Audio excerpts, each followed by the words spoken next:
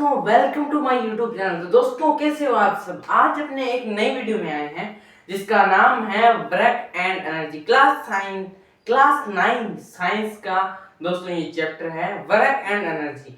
तो दोस्तों आज अपने वर्क एंड एनर्जी का रैपिड रिवीजन करने वाले हैं। दोस्तों शुरू करते हैं अपना चैप्टर जिसका नाम है वर्क एंड एनर्जी। तो दोस्तों सबसे पहले बात करते हैं कि वर्क क्या होता है। तो पहले वर्क की डेफिनेशन लिख देता हूं मैं। डेफिनेशन क्या, छोटी सी आज अपने रैपिड रिवीजन करने वाले हैं तो छोटा, सब कुछ छोटा छोटा होगा। वर्क की डेफिनेशन,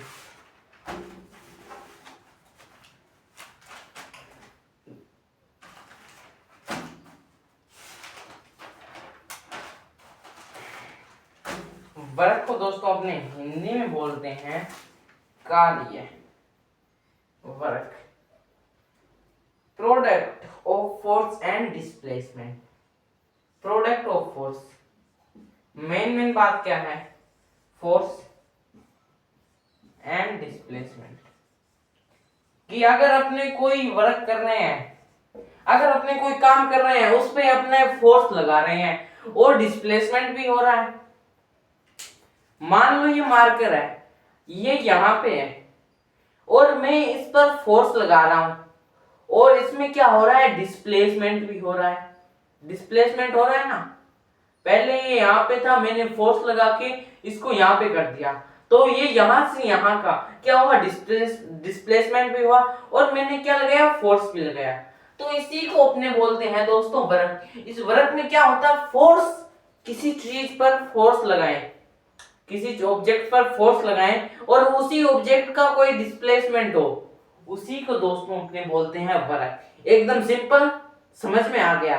उम्मीद करता हूं दोस्तों आपको वर्क एकदम इजीली समझ में आ गया होगा। वर्क किसे कहते हैं कि कोई ऑब्जेक्ट है जिसपे अपने फोर्स लगा रहे हैं और उस ऑब्जेक्ट में क्या हो रहा है, डिस्प्लेसमेंट हो रहा है, उसी को अपने वर्क कहते हैं दोस्तों। अब वर्क आपको समझ में आ गया। मान लो ये कोई एक ऑब्जेक्ट है, अब मैं यहां से इधर की ओर क्या कर रहा हूं, फोर्स कर रहा हूं और ये यहां पे थी, अब मान लो ये यहां पे आ गई है तो इसका मतलब इसने क्या किया, डिस्टेंस कवर किया। तो मैं कह सकता हूं कि यह वर्क है दोस्तों। आपको वर्क दोस्तों एकदम इजीली समझ में आ गया होगा। अब वर्क निकालने का मैं आपको फॉर्मूला बता देता हूं कि वर्क का फॉर्मूला क्या होता है। वर्क का फॉर्मूला होता है force into displacement. Displacement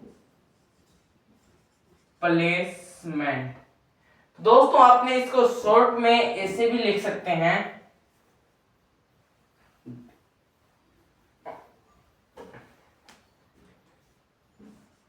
W equal F into S. S दोस्तों डिस्प्लेसमेंट का सिंबल है और F है वो फोर्स का है और ये W है ये वर्क का है दोस्तों। वर्क निकालने के लिए फोर्स को डिस्प्लेसमेंट को अपने मल्टीप्लाई कर देते हैं तो वर्क निकल के आ जाएगा दोस्तों।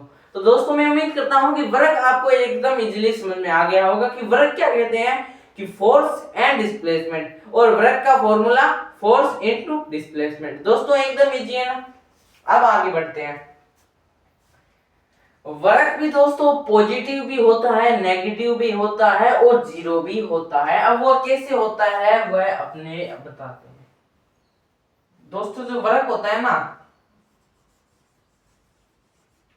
वर्क होता है वो पॉजिटिव कब होगा,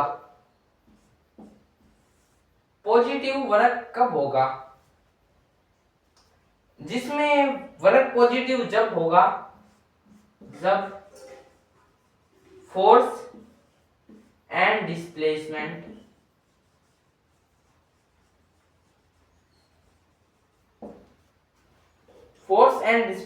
क्या कर रहे होंगे, सेम डायरेक्शन में होंगे,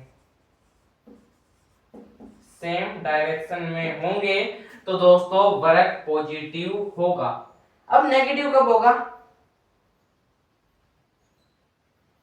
नेगेटिव कब होगा, जब force and displacement opposite direction में होंगे। किस में होंगे दोस्तों?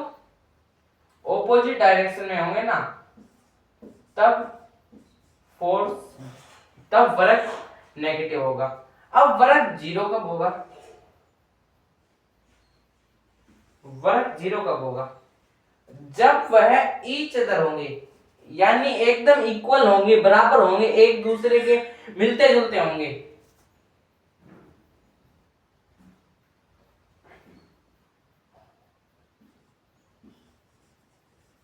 ईच अदर होंगे ना, तब आपका वर्क होगा वो जीरो होगा। दोस्तों आपको यहां तक एकदम इजीली समझ में आ गया होगा। तो आपने एक बार रिमाइंड करते हैं कि अपने ना क्या क्या पढ़ा। वर्क पढ़ा। वर्क किसे कहते हैं?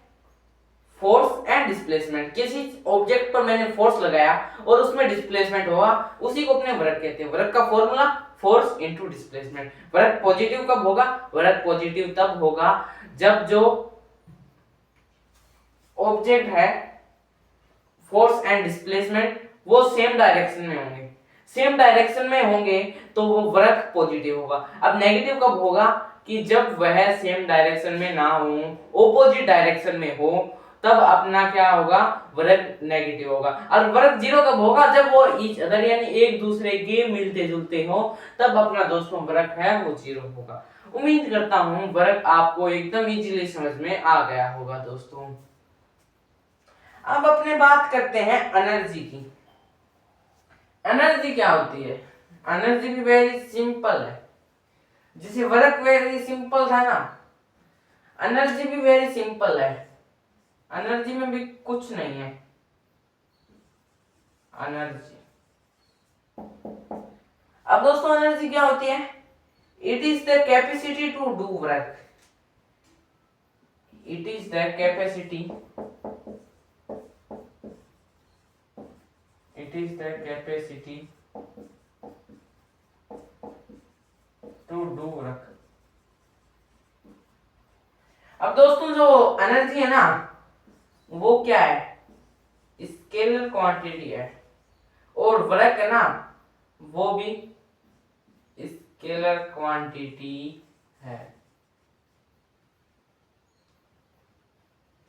ओ, एक बात पता नहीं भूल गया, एक बात दोस्तों, जो वर्क होता है ना, उसकी एसआई यूनिट क्या होती है? जूल होती है। वर्क एंड एनर्जी दोनों की दोस्तों एसआई यूनिट क्या होती है? जूल होती है। जूल, जिसको अपने जे से भी डिनोट कर सकते हैं दोस्तों। वर्क एंड एनर्जी की एसआई यूनिट आपसे न्यूमेरिकल क्वेश्चन में पूछ ले कि what is the SI unit of work? Joule. What is the SI unit of energy? Joule. तो दोस्तों आपको वर्क एंड एनर्जी की एसआई यूनिट भी पता चल गई है। अब एनर्जी क्या होती है? कि it is the capacity to do work. जो अपने दोस्तों वर्क करते हैं, कार्य करते हैं, फोर्स लगाते हैं, तो उसमें अपने क्या करते हैं? एनर्जी गेन कर रहे होते हैं। इसी को अपने एनर्जी कहते हैं दोस्तों। वेरी सिंपल है ना? यस। अब दोस्तों एनर्जी में अपने पढ़ेंगे मैकेनिकल एनर्जी है। मैकेनिकल एनर्जी है।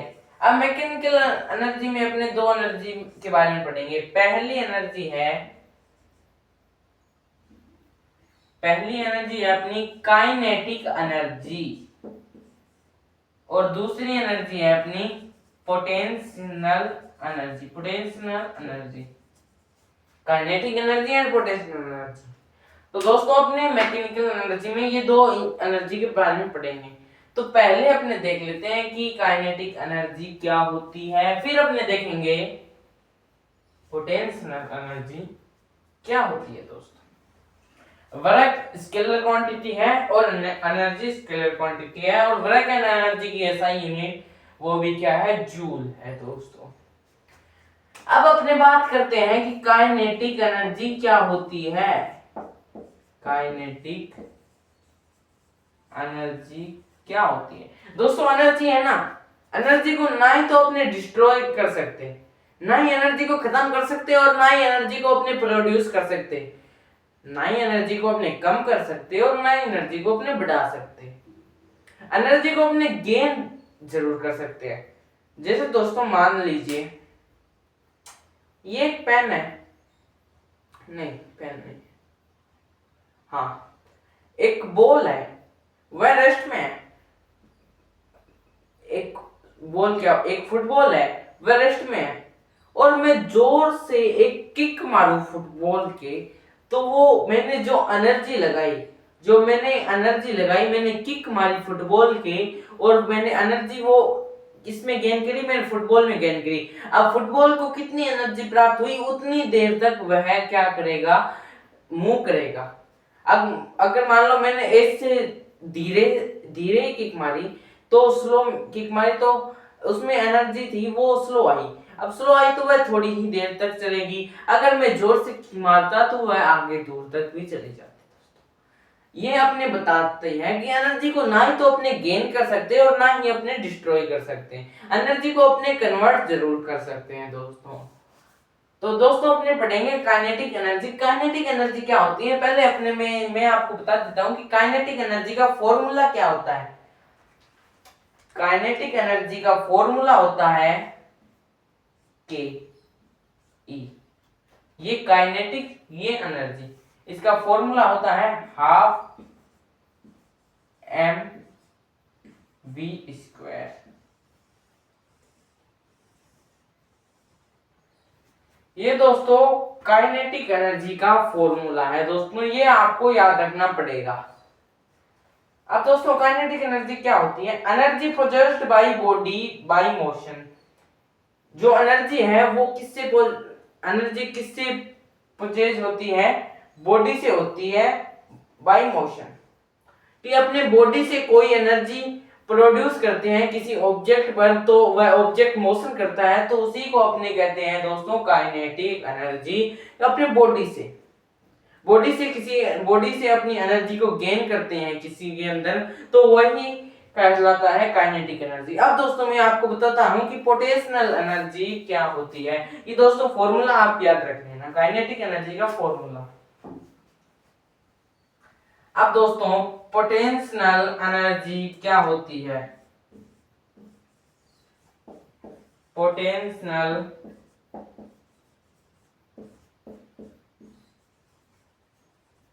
एनर्जी क्या होती है, पोटेंशियल एनर्जी का फॉर्मूला होता है पी ई। पोटेंशियल एनर्जी, इसका फॉर्मूला होता है एम जी एच, जिसको आप एम डी एच, जो मसाला होता है ना एम डी एच, उससे भी याद कर सकते हो।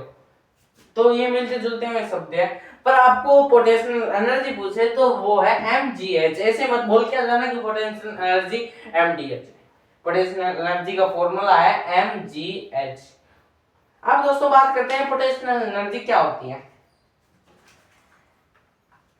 Energy possessed by body because of its position. जो किसी ऑब्जेक्ट की पोजीशन होती है और अपने उसमें एनर्जी देते हैं, तो उसी को अपने कहते हैं पोटेंशियल एनर्जी।